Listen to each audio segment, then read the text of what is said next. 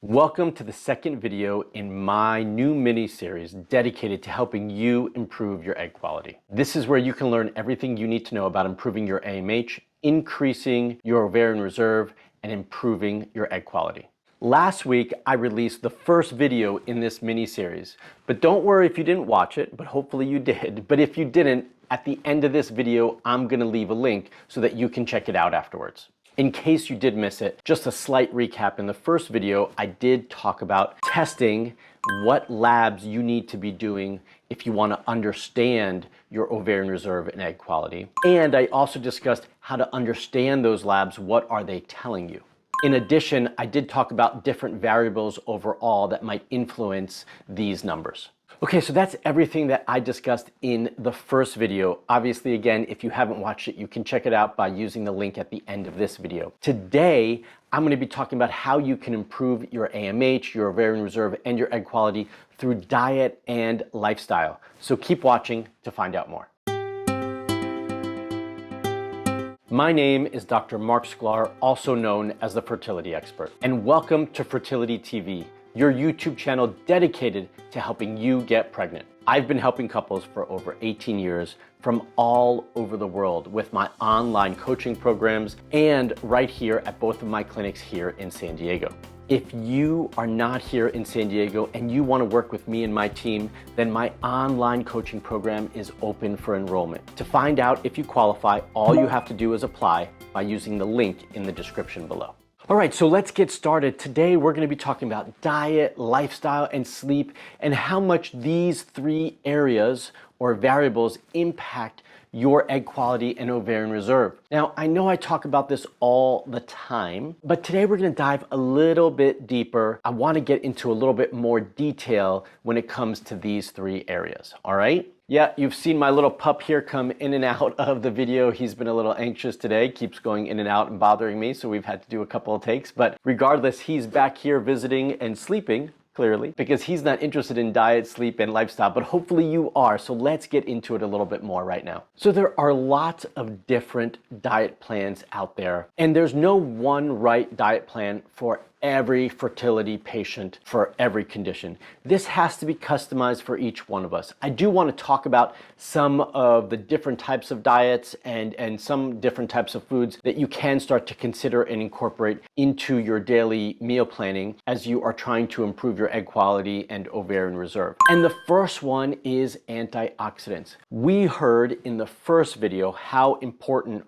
mitochondrial function is, and one of the biggest variables to improving mitochondrial function is antioxidant support. Antioxidants are found in certain foods. They actually help to keep our cells young and functioning healthy and strong. And this is really important for egg quality and ovarian reserve because it supports mitochondrial function, right? We talked about that a lot in the first video. You're going to hear this as I discuss it quite a bit moving forward. So what are some of the top key antioxidant producing foods? Well, berries are one of those key variables, right? They have tons of antioxidants, and berries are so important and tasty. Who doesn't love berries? Now, you might not like all of them, and that's okay, but it's important you find the ones you do like and that you start to incorporate them into your diet regularly.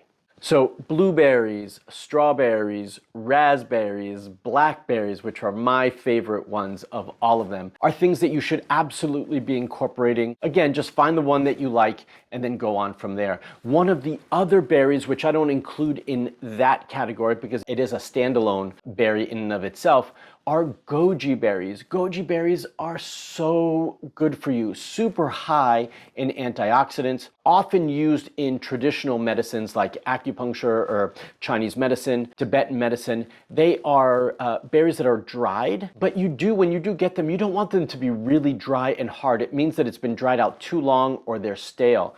You still want them to have a little bit of give in them, a little bit of squeeze, if you will, right? Some juice still left in it. And they're really, really good for antioxidant health.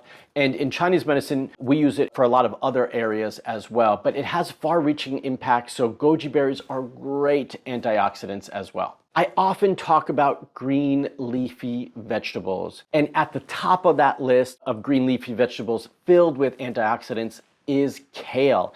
Kale is wonderful. Now, there are a couple things that I do like to mention about kale. I'm not the biggest fan of eating kale raw. It is difficult for our digestive system to digest that. It's also difficult for those of you who have thyroid issues to eat a lot of raw kale. It's not great for your thyroid. So what we want to do is at least have it slightly steamed or blanched. You can saute it, you can make kale chips. Kale is a wonderful vegetable with antioxidants, but there's a lot of other good vegetables filled with antioxidants that are also green, one of which you might not think about often, is artichokes. Artichokes are awesome. They're tasty if done the right way, and it does take a little bit of practice to cook artichokes the right way. The wrong way is to make artichoke dip, which has a ton of dairy in it, which is what we don't want in this situation, and it's really heavy. We want to have the artichoke in its true sense, right? In its pure sense. So typically you would steam it for a period of time. You might make a nice olive oil and garlic dip to go along with it. Doesn't it sound tasty? These foods can be tasty and good for you, okay? Just because they're full of antioxidants doesn't mean that they're bad for you or they have to taste bad, okay? So kale and artichokes are two awesome ones as well for you. Now, one of my favorites, and probably your favorite, which is gonna be the last antioxidant-rich food that I'm gonna talk about, is dark chocolate. That's right, dark chocolate is full of really good, healthy antioxidants, and it's a wonderful treat.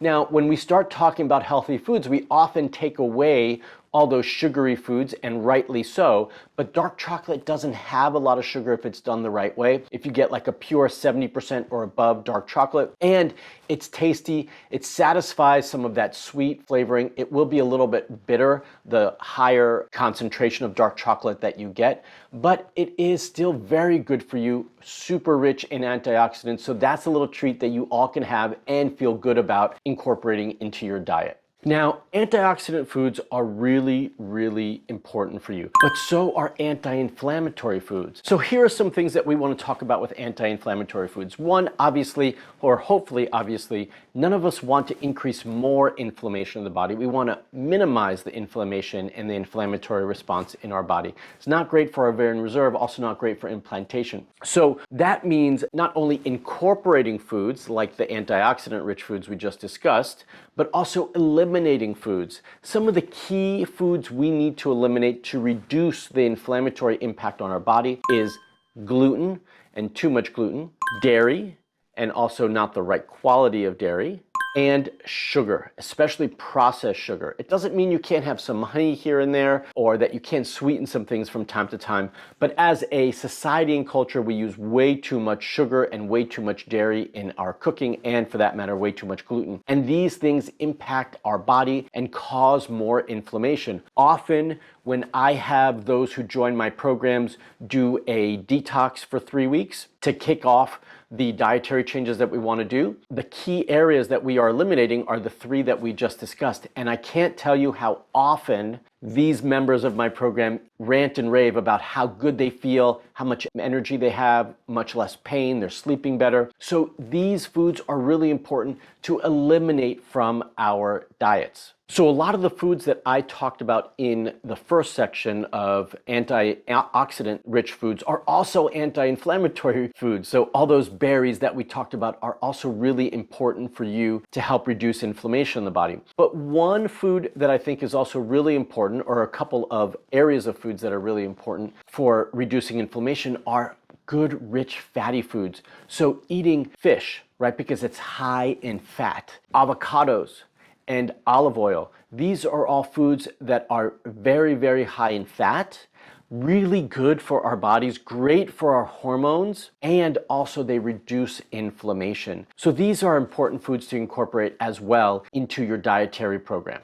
I'm a big fan of incorporating water and a lot of it into our diets, but if you need something else in your diet that might also be beneficial as an anti-inflammatory and antioxidant for that matter, then you could start to incorporate a little bit of green tea. I don't want any of you having cups and cups and cups or pitchers of green tea every day, but a cup of green tea, especially here comes good quality green tea, can make a big difference in improving your antioxidant levels and decreasing inflammation as well. So that could be something nice that you incorporate into your dietary program as a drink, and you can have that hot or cold. My preference when it comes to green tea is to get the loose leaf tea. You can control the bitterness, the quality is typically better, and then you can choose the flavor profile that you want as well.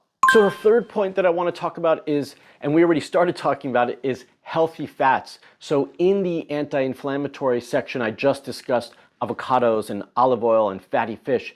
These healthy fats are really, really important for your fertility and your ovarian health. They improve and can help you balance your hormones, and they're essential and super important, even more important for women than they are for men. So I don't want you to shy away from healthy fats. We often go towards low-fat foods, and I want you to steer away from that. I did just talk about minimizing or eliminating dairy. I do think that that's an important piece of what you should be doing, but if you do decide to have a little bit of dairy, I do want to encourage you to have full-fat dairy versus low-fat or no-fat dairy, because that's going to be much better for you as well. So I just wanted to take a brief moment to talk about that a little bit more detail before we move on to the next section, which is the quality of the food that you eat. Now, we just talked about all different types of food, but above all of those things, the thing that trumps everything is quality.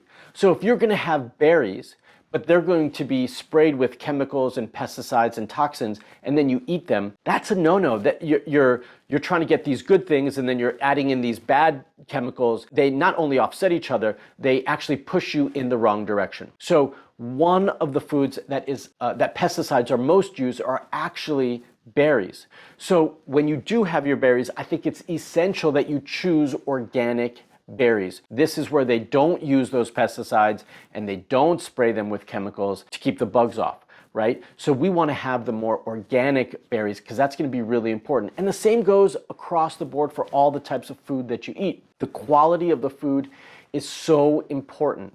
So making sure that you have organic as much and wherever possible, that your animal products are grass-fed, pasture-raised, wild, that they're not being fed antibiotics, that they're not farmed, and they're not giving hormones to grow. So this is really, really important when we're looking at the quality of the food. And again, above all, this can make one of the most significant impacts in your health, your fertility, is the quality of the food that you eat. If you're trying to find out which foods you should absolutely use that need to be organic, and those that maybe you have a little bit more flexibility with, then I encourage you to check out the EWG.org website. They update a list that is called the Clean 15 and the Dirty Dozen every year, sometimes every 6 months. So you can get a new list that's usually it's the same, but it's maybe adjusted a little bit based on that year and chemicals that are used. But the EWG does update this list of the Clean 15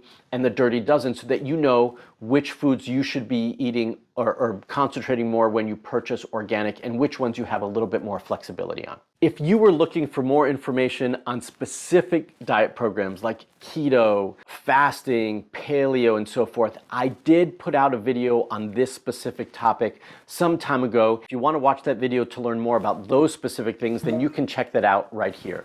One of the things that I'm just going to talk about in general is that I think all of you should be following as a general guideline, and again, I go into much more detail in that video, a paleo low carb diet, okay?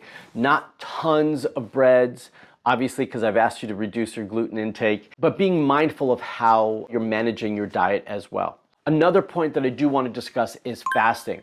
I do think that fasting can be very, very beneficial for us who are trying to improve the quality of the eggs and improve our ovarian reserve, and again, improve our mitochondrial function and cellular health. So fasting can be beneficial. I do think that this should be done a certain way called intermittent fasting. And again, I go into that in much more detail in that video, so you can check that out after this one.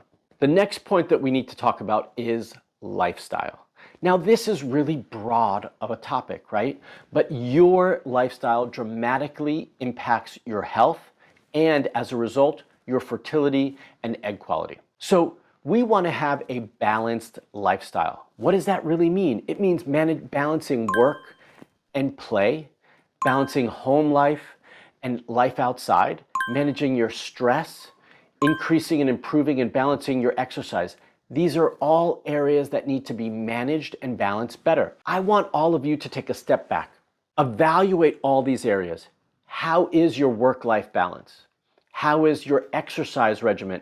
Do you exercise too much or too little? How do you manage your stress? Do you have too much stress, and what are you doing about that? These are all areas that I want all of you to take a step back, take a moment, and evaluate and score for yourself. We want to grade this so that you understand what areas need to be improved and what areas you need to focus on a little bit more.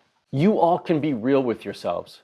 You know what you're doing good at, you know what you need more help at, and you know what you can do to improve that. So if you're exercising too much and pushing yourself and feel exhausted afterwards, pull back. If you're sitting on the couch too much and not going for a walk and getting some nice fresh air and exercising, get off the couch and start moving. If you come home and your way of managing your stress is turning on the TV or having a drink, an alcoholic beverage, then maybe we need to find a different way for you to relax, de-stress, and manage those areas of your life. You need more attention in those areas, and you need to be real with yourself on what you need to do about those things. These areas dramatically impact your health and your egg quality and ovarian reserve. If your body's under too much stress, it's going to hold on and it's going to protect itself, so it's not going to give you all the eggs that you need every cycle. And the quality is going to be impacted. I see this over and over and over again with the couples that I work with. So I want you to start to look at that and then make a list of one thing in each one of those areas that you're going to do to improve it. The last area that I want to spend time on today is sleep and rest and recovery. This area is often overlooked and not given enough attention in general. The reality is most of you watching don't get enough sleep. Most of you watching push yourselves too much. You want to accomplish much more than the day allows. And as a result, the one area that gets compromised is not only how much sleep you have, but the quality of the sleep. Sleep is the place where our body rests, recovers, and rejuvenates. And this is the same for every cell being used in the body, including the ones used for your follicular development and your egg quality, right? So we need to give them time to do those things. If you're only getting 4, 5, 6 hours of sleep, you're not getting enough. You should be striving for 8, okay? And most of the time what we end up doing, and I know this because I hear it from everybody, is we go to sleep too late. Why? Because of two main reasons. We're either trying to catch up on work and do more, or 2, we are binging on Netflix. That's right, we're watching TV. You're prioritizing your TV show over your health. You need to get better sleep, and as a result, you need to prioritize your health over those things. Yes, does that mean you might not get all your work done in a day, or that you might not finish watching that last episode of whatever TV show you're watching? Absolutely. But the reality is that your sleep and your rest and recovery are the most important thing you have. Stop trying to accomplish more. That's right, watching Netflix, trying to watch that last episode is trying to accomplish more. Your body needs you to rest, and I want you guys to take this seriously. I can't tell you how often I see this as a real life situation with women that I work with. I can tell you one story, and this is just an example of many that I've seen over the years. I had a patient, everything was going well. We had accomplished so much, she was improving, everything was doing really well, and we just weren't understanding why she wasn't getting pregnant yet. So I took a step back and I said, tell me about your day. And she said, well, I wake up at 5 in the morning because I get to the gym at 5:15 so that I have an hour of exercise before I have to get ready for work, and then I go about my day. And I said, okay, 5:15 to me seems, or 5 o'clock seems a little early for me to wake up, but that all depends on what time she goes to bed. She walks me through the rest of her day, and she tells me that around between 11 and 12, she goes to sleep, which means if she's going to sleep at 12, she's getting 5 hours of sleep. If she's going to sleep at 11, she's getting 6 hours of sleep. Still, either one is not enough. And I said, that's just not acceptable. I said, why are you waking up so early to exercise? She says, well, for 2 reasons. Because I'm trying to get in my exercise, and exercise helps me de-stress, so that's one way that I manage my stress. I'm like, that's great, but you're putting too much stress on your body by not giving your body the time necessary to rest and sleep. So I told her she could not wake up before 6 a.m., and she had to go to sleep by 11. And she said, well, where am I going to exercise? I'm like, that's your job to figure out. You still need to exercise, but you need to figure out where you're going to put that into your day now that you can't wake up before 6. So she did this. She went through, she changed it. She felt much better. Her energy improved dramatically, and the next cycle, she was pregnant. Does that mean that if you do these changes in one cycle, you're going to be pregnant? No, but I have done this with many, many women, and often that is the key that unlocks the door. Now, they all don't happen as quickly as hers did, but they happen relatively shortly thereafter. So I'm telling you, this is the impact of sleep on your health. This is the impact of sleep on your fertility and reproductive function. And more importantly, you have the ability to change it. So I want you all to prioritize the quality and amount of sleep that you're getting, and hopefully this unlocks the door like it did for her. Hopefully all of those tips you found valuable. What I want to hear from all of you is which one you found the most valuable, most important, and which one you're going to incorporate into your daily practice. So comment below and let me know.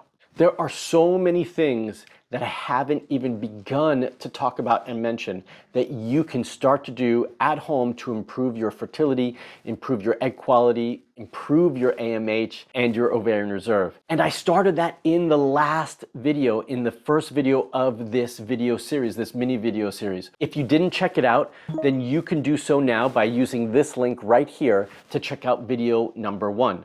But next week, I'm going to be going into video number 3 in this mini series, where I'm going to dive even more into this topic about improving your AMH, improving your egg quality and ovarian reserve. So I hope you're getting ready and excited for video number 3, and stay tuned for that next week. One of the ways you can know when I put that out is to make sure you hit that bell right there to make sure you're a subscriber to my YouTube channel so that you get notified when that video releases next week. If you're thinking to yourself that all this information is really, really great, but a bit overwhelming, and maybe you need a little bit more support, or you're listening, you're saying like, I want more support now. What else can I start to do now? Well, I want to let you know that my Hope Fertility Coaching Program is open for enrollment. The application to apply is in the link in the description below, and all you have to do is click that link to apply to see if you qualify to work with me and my team. If you're watching these videos after my whole video series has released, then all you have to do is go to the description below, and you're going to see the full list of videos in this video series, and you can check them out one by one right there. Again, all that information is in the description below. If you found this video useful and helpful, again, give me a thumbs up and leave a comment below and let me know. By leaving a comment below, you help this video be seen by all the other women that don't even know that it's there. So you're helping them on their fertility journeys as well. Super cool, right? And remember, again, subscribe to my YouTube channel so you can get notified when I put out the next video in this video series. All right, everyone, thanks for watching. Until the next video, I want you all to stay safe, stay healthy, and most of all, that's right, stay fertile.